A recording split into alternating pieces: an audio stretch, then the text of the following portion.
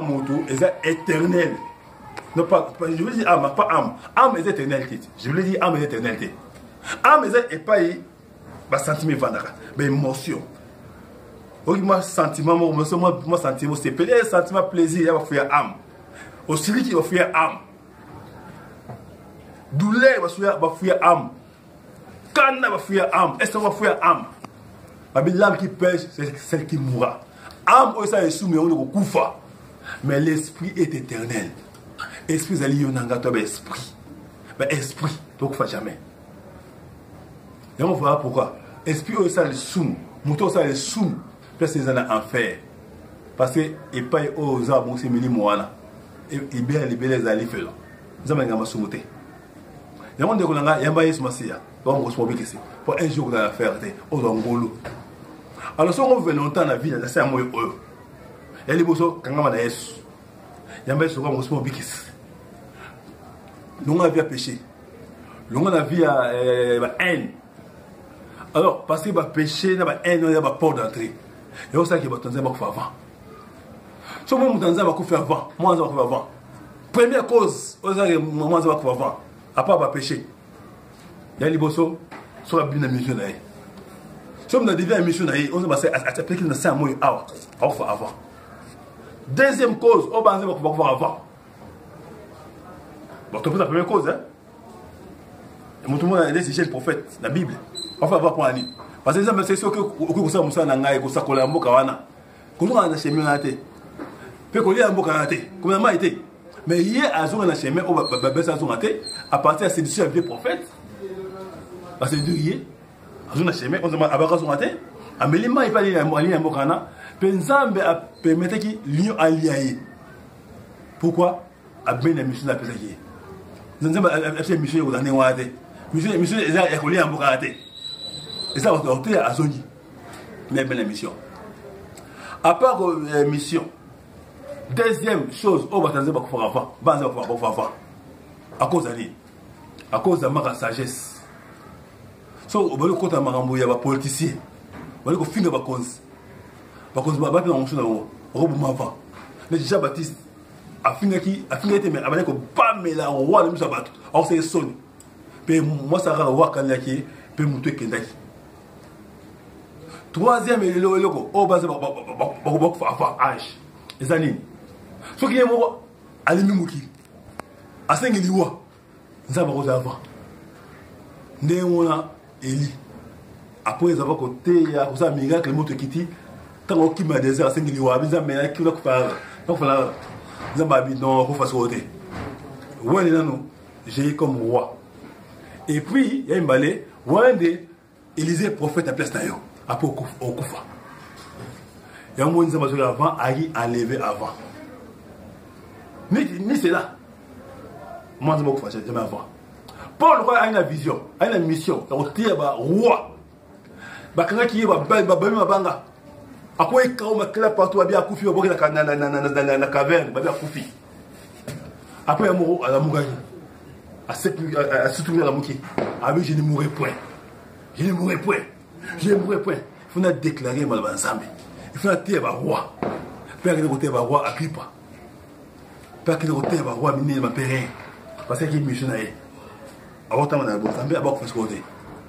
David peut avoir fait ce côté. Qui mille tombes à gauche, 10 000 à droite. Bonjour, bonsoir. Cela dépend de un au bord de la vie. Na peste mbot na comme on est Christo. Qu'on n'a pas mon labino. Les lots comme on a comment vivre longtemps. Nenganini mutu akoko umela na se ya moyo oyo. Pensez en Zambé. Ezaki mutu à vivre na se ya moyo oyo longtemps. Malgré tout mutu asali sumu. Mutu akoma ko kufa. À partir de sumu na ye asalaki. Mais pensez en Zambé ezaki mutu wana na se ya moyo oyo na moi mikozo nze batikelier na se ya moyo oyo à vivre longtemps. Ceux qui avaient moqué 70 ans, ceux qui avaient longtemps, 80 ans, comme à cause au-delà de 80 ans. Voilà, penser en Zambé, nasser à Moyo Oyo. Alors, tous on a nous, la pensée en Zambie, les Belobi, tout le temps nous sommes 90 verset 10 wana. Puis Somme 90 verset 10 na tang na kombo na Yesu.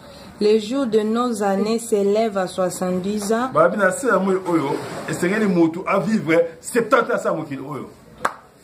Et pour le plus robuste à 80 ans. Moto azan zoto kolongono 80 ans. Voilà penser en Zambie, na c'est à moi oyo. 70 ans et puis 80 ans. C'est ça la pensée de Dieu. Mais au commencement, cela n'était pas ainsi comme il est sur Baki. Ne bandelisons parce que monter éternellement. Et autant à ça qui monte, ce qui est quoi, ça qui nous m'appelait, et puis ceux qui souffrent à payer à moto. Nous devons être vivant. Mais souffle là, on est esprit à moto. Esprit à moto, on a dit ngana yo. Am andara basa azama na ngombe na corps. Ngana toi esprit. Donc ça va qui? L'homme est esprit et vie. L'homme a un esprit. Ce qui est né de l'esprit est esprit. Dieu est esprit, je me esprit. Et esprit, on devait éternellement. Il y a un esprit, on devait vivre éternellement.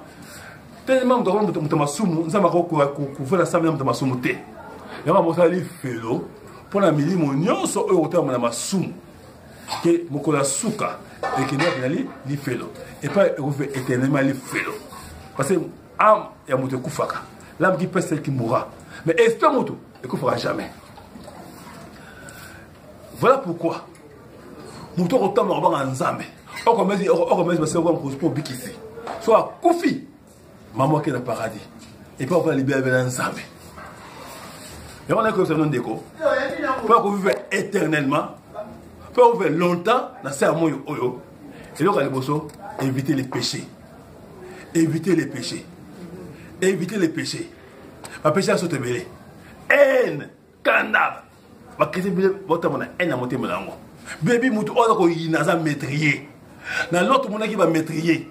Si on a un moutou, il va être boumaï. En tant que chrétien, on a un canard à monter mon langue.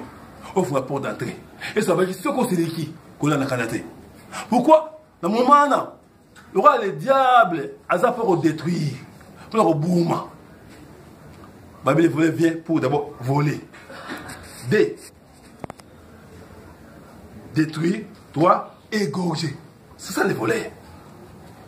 Alors, il y a ça à Aranini, quand tu as une haine dans mon manaï. Tant que vient haine, vient colère, vient des péchés. Alors dans ce temps-là, il va agir. Il va agir.